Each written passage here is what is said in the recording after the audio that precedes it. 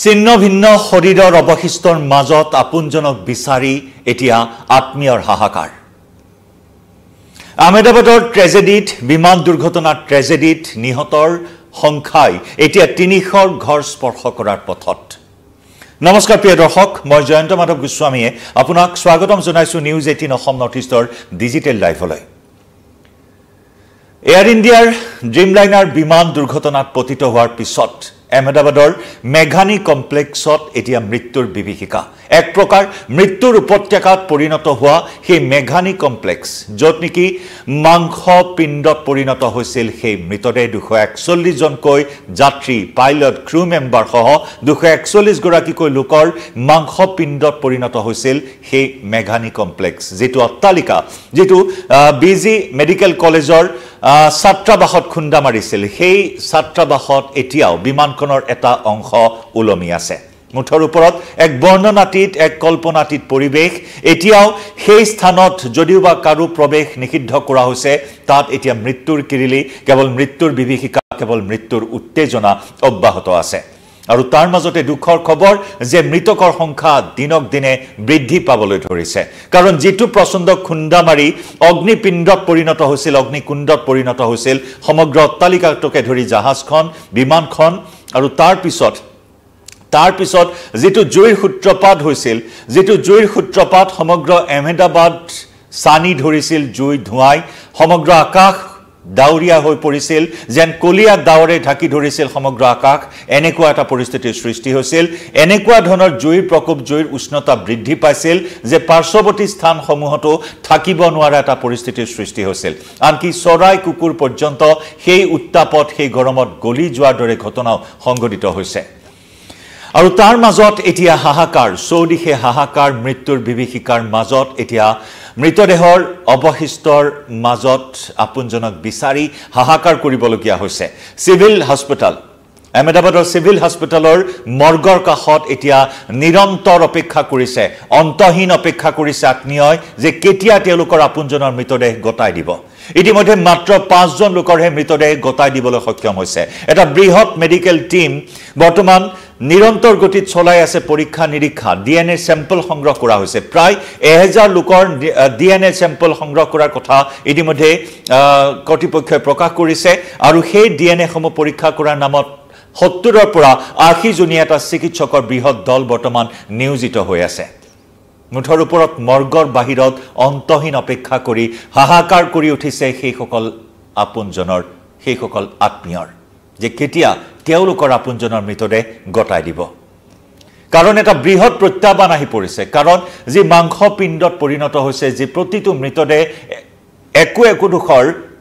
এঙাৰত পৰিণত হৈছে গতিকে তেনেস্থলত কাকো চিনাক্ত কৰিব পৰা নাই টুপুলা কৰি কেৱল মৃতদেহসমূহ ৰাখি থোৱা হৈছে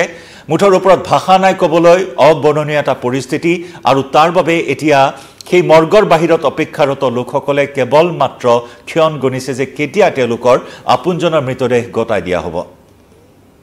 যেন ভাষা নাই তেওঁলোকৰ এতিয়া মুখত দুখ প্ৰকাশ কৰিবলৈ যেন ভাষা হেৰুৱাই পেলাইছে কান্দিছে মাথো কান্দিছে কি হৈ গ'ল হঠাৎ সকলো শূন্য বিচূৰ্ণ হৈ গ'ল হঠাৎ সকলো সপোন যেন থানবান হৈ গ'ল বুকুত কত সপোন বান্ধি এই যাত্ৰা আৰম্ভ কৰিছিল বিভিন্নজনে কাৰোবাৰ ফাৰ্ষ্ট ফ্লাইট আছিল আৰু কাৰোবাৰ এই যাত্ৰা আছিল এক নতুন যাত্ৰা কোনোবাই সম্পূৰ্ণৰূপে লণ্ডনত সংস্থাপিত হ'বলৈ যাত্ৰা কৰিছিল কোনোবাই পত্নীক লগ কৰিবলৈ গৈছিল কোনোবাই সন্তানক লগ কৰিবলৈ গৈছিল কিন্তু কাৰো সপোন হৈ ৰল কাৰো সপোন পূৰ্ণ নহল গতিকে তেনেকুৱা এটা বিভীষিকাময় পৰিস্থিতি আৰু তাৰ মাজত আমি জনাইছো আপোনাক যে মৃতকৰ সংখ্যাই এতিয়া ৩০০ ঘৰ স্পৰ্শ কৰাৰ পথত কাৰণ যি সময়ত দিনৰ 1:38 সেই বিভীষিকাৰ সৃষ্টি হৈছিল সেই প্ৰচণ্ড খুন্দা মাৰিছিল ছাত্ৰাবাসৰ সেই ওপৰ মহলাত য'ত কেণ্টিনত সেই সময়ত দিনৰ আহাৰ গ্ৰহণ কৰি আছিল বহু চিকিৎসা বিজ্ঞানৰ ছাত্ৰ বহু চিকিৎসকে তাৰ ইতিমধ্যে 5 জন চিকিৎসকৰ মৃত্যুৰ খবৰ আহিছিল আৰু সেই মৃত্যুৰ সংখ্যা এতিয়া বৃদ্ধি পাইছে 50ৰো অধিক লোক সংকটজনক অৱস্থাত চিকিৎসাধীন হৈ আছিল আৰু তাৰে সৰহ সংখ্যকেই ইতিমধ্যে প্ৰাণ হেৰুৱাইছে আমি অসমৰ কথা উল্লেখ কৰিছোঁ অসমৰো এজন চিকিৎসক সেই সময়ত কেণ্টিনত আহাৰ গ্ৰহণ কৰি আছিল কোনোমতে সেই চিকিৎসকজনৰ প্ৰাণ ৰক্ষা পৰিছে বৰ্তমান সেই চিকিৎসকজনে অন্যান্য ৰোগীৰ চিকিৎসাৰ কামত বৰ্তমান ব্ৰতী হৈ আছে মুঠৰ ওপৰত সেই বিভীষিকাময় ছবিখনে এই মুহূৰ্তত সকলোৰে বুকু কপাই তোলে সেই বিভীষিকাৰ ছবিখন কোনেও এই মুহূৰ্তত মনৰ পৰা মগজুৰ পৰা হৃদয়ৰ পৰা মচিব পৰা নাই কাৰণ যিসমূহ ঘটনা এই মুহূৰ্তত সন্মুখলৈ আহি আছে যিসমূহ পৰিয়ালে প্ৰাণ হেৰুৱাইছে পৰিয়ালৰ সদস্যই প্ৰাণ হেৰুৱাইছে সেই কৰুণ কাহিনীয়ে সকলোৰে অন্তৰ চুই গৈছে সকলোৰে চকু হেমেকাই তুলিছে মুঠৰ ওপৰত সেই যে বিভীষিকাময় এটা পৰিস্থিতিৰ সৃষ্টি হৈছিল কাৰণ লণ্ডনলৈ যাবলগীয়া এখন বিমান য'ত নেকি সম্পূৰ্ণ ভৰ্তি কৰি তাত ইন্ধন ভৰোৱা হৈছিল আৰু সেই ইন্ধন প্ৰায় 1,23,000 লিটাৰ ইন্ধন ভাবক কিমান পৰিমাণৰ ইন্ধন তাতে আকৌ পাকিস্তানৰ আকাশমাৰ্গ ভাৰতীয় বিমানৰ বাবে বন্ধ কৰি ৰাখিছে পাকিস্তানে যাৰ বাবে কিছু দুৰণিবতীয়াকৈ এই যাত্ৰা কৰিবলগীয়া হৈছে ভাৰতীয় বিমানে পশ্চিমীয়া দেশসমূহলৈ যাত্ৰা কৰাৰ ক্ষেত্ৰত কিছু জটিলতাৰ সৃষ্টি হৈছে বা সন্মুখীন হৈছে বিমানসমূহ তেনেস্থলত সম্পূৰ্ণ ভৰ্তি কৰি সেই ইন্ধন ভৰাই লৈ যোৱা হয় সেই বুলি নহয় এনেও এখন বিমানে যাত্ৰা কৰাৰ সময়ত প্ৰয়োজনীয়তকৈ বেছিকৈ ইন্ধন ভৰাই লয় এখন বিমানত কাৰণ আকাশমাৰ্গত যিকোনো সময়ত যিকোনো পৰিস্থিতিৰ সৃষ্টি হ'ব পাৰে কেতিয়াবা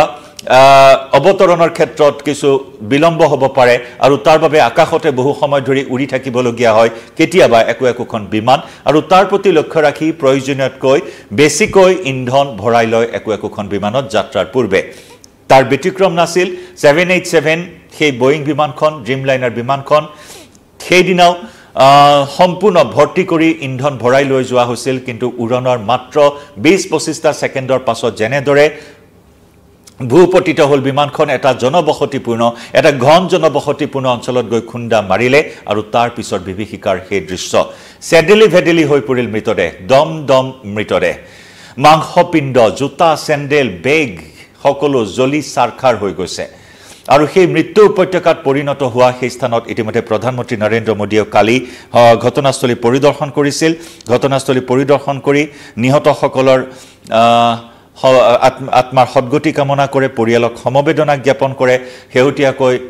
এয়াৰ ইণ্ডিয়া কৰ্তৃপক্ষও যি বোৰ্ডৰ কালি মিটিং আছিল সেই বৈঠকত কেতবোৰ সিদ্ধান্ত গ্ৰহণ কৰিছে এয়াৰ ইণ্ডিয়াই নিহতৰ প্ৰতিটো পৰিয়ালকে 1 কোটি টকা প্ৰদান কৰিব কেৱল বিমান যাত্ৰী বুলিয়ে নহয় যিসকল চিকিৎসা বিজ্ঞানৰ ছাত্ৰৰ মৃত্যু হৈছে সাধাৰণ নাগৰিকৰ মৃত্যু হৈছে সেই সকলৰ পৰিয়ালকো 1 কোটি টকা প্ৰদান কৰাৰ সিদ্ধান্ত গ্ৰহণ কৰিছে নিজাববীয়াকৈ এয়াৰ ইণ্ডিয়া কৰ্তৃপক্ষই এই দুৰ্ঘটনাৰ তদন্ত কৰিব বুলিও জানিব পৰা হৈছে ইতিমধ্যে আমি জনাইছো যে 192টা পৰিয়ালৰ ডিএনএ নমুনা ইতিমধ্যে সংগ্ৰহ কৰা হৈছে 70ৰ পৰা 80 জন চিকিৎসকক এই কামত বৰ্তমান নিয়োজিত কৰা হৈছে ডিএনএ সমূহৰ পৰীক্ষা নিৰীক্ষাৰ কামত বৰ্তমান 70ৰ পৰা 80 জনী এটা বৃহৎ চিকিৎসকৰ দল নিয়োজিত হৈ আছে বিশেষকৈ ডিএনএ নমুনা সংগ্ৰহ প্ৰক্ৰিয়াত যাতে কোনো ধৰণৰ ত্ৰুটি নহয় তাৰ বাবে চৰকাৰে ব্যৱস্থা গ্ৰহণ কৰিছে একেদৰে ৰাজ্য চৰকাৰে বিজে চিকিৎসা মহাবিদ্যালয়ৰ কৌশিক ভৱনৰ ভূমি মহলাত ডিএনএ নমুনা সংগ্ৰহৰ ব্যৱস্থা কৰি দিছে যাতে আত্মীয়সকলে তাতেই ডিএনএ চেম্পল দিব পাৰে তাৰ ব্যৱস্থা কৰি দিয়া হৈছে কোনো ধৰণৰ যাতে তাত বিসংগতি নহয় তাৰ ব্যৱস্থা কৰা হৈছে আৰু এই সময়ৰ বাবে ডিএনএ সংগ্ৰহৰ প্ৰক্ৰিয়াৰ বাবে অন্তত 3 দিনৰ সময়ৰ আৱশ্যক হ'ব বুলি চিকিৎসালয় কৰ্তৃপক্ষই উল্লেখ কৰিছে চৰকাৰৰ তৰফৰ পৰা উল্লেখ কৰিছে যে বৃহৎ সংখ্যক লোকৰ যেহেতু ডিএনএ চেম্পল সংগ্ৰহ কৰা হ'ব তাৰ বাবে 3 দিনৰ সময়ৰ প্ৰয়োজন হ'ব ইতিমধ্যে 2টা দিন গ'ল আৰু আজিৰ দিনটোত হয়তো সেই প্ৰক্ৰিয়া সম্পন্ন কৰিবলৈ সক্ষম হ'ব আৰু দুৰ্ভগীয়া পৰিয়ালসমূহক যিকোনো প্ৰকাৰৰ সহায়ৰ বাবে অসামৰিক চিকিৎসালয় কৰ্তৃপক্ষই সিভিল হস্পিটেল কৰ্তৃপক্ষই 2টাকৈ হেল্পলাইন নম্বৰো ইতিমধ্যে মুকলি কৰিছে যাতে কোনো ধৰণৰ অসুবিধাৰ সন্মুখীন নহয় পৰিয়ালসমূহে ভুক্তভোগী পৰিয়ালসমূহে সেই কথা উল্লেখ কৰিছে এক ভাবিব নোৱাৰা ট্ৰেজেডি সকলোকে জুকাৰি গৈছে আৰু এয়াৰ ইণ্ডিয়া কৰ্তৃপক্ষৰ কিছু হেমাহিক লৈ বিভিন্নজনে বিভিন্ন প্ৰশ্ন উত্থাপন কৰে সময়ে কাৰণ পুৰণিকলীয়া বিমানসমূহে বৰ্তমানে চলাই আছে মেৰামতিৰ ক্ষেত্ৰত যাৱতীয় ব্যৱস্থা গ্ৰহণ নকৰাৰো বিভিন্ন অভিযোগ উত্থাপন হয় তাকো ড্ৰিমলাইনাৰৰ দৰে এখন বিমান যে নেকি উন্নত প্ৰযুক্তিৰে নিৰ্মাণ কৰা এখন বিমান আটাইতকৈ সুৰক্ষিত বুলি কোৱা হয় কিন্তু তেনেস্থলত কি হ'ল বিমানখনত সেয়া এতিয়াও পোহৰলৈ অহা নাই কিন্তু ব্ল্যাক বক্স উদ্ধাৰ হৈছে আৰু সেই ব্ল্যাক বক্সত তাৰ উত্তৰ ইতিমধ্যে বন্দী হৈ আছে অতি শীঘ্ৰেই সেই উত্তৰ লাভ কৰিবলৈ সক্ষম হ'ব তদন্তকাৰী দলে মুঠৰ ওপৰত এতিয়া এই বিভীষিকাৰ ছবিখনে সকলোকে কন্দুৱাইছে সকলোৰে দুচকু আজিও হেমেকি আছে এতিয়া অবননীয় অৱস্থা সিভিল হাস্পতালৰ বাহিৰত য'ত প্ৰেক্ষাগৃহ আছে সমান্তৰালকৈ মৰ্গৰ বাহিৰত আত্মীয়ৰ এতিয়া আপোনজনৰ শৰীৰৰ অৱশিষ্টৰ মাজত হাহাকাৰ কৰি উঠিছে অপেক্ষা কৰিছে কেতিয়া পাব তেওঁলোকৰ আপোনজনৰ মৃতদেহ জনাই যাম প্ৰতিটো খবৰ এই মুহূৰ্তত লাইভৰ পৰা বিদায় লম নমস্কাৰ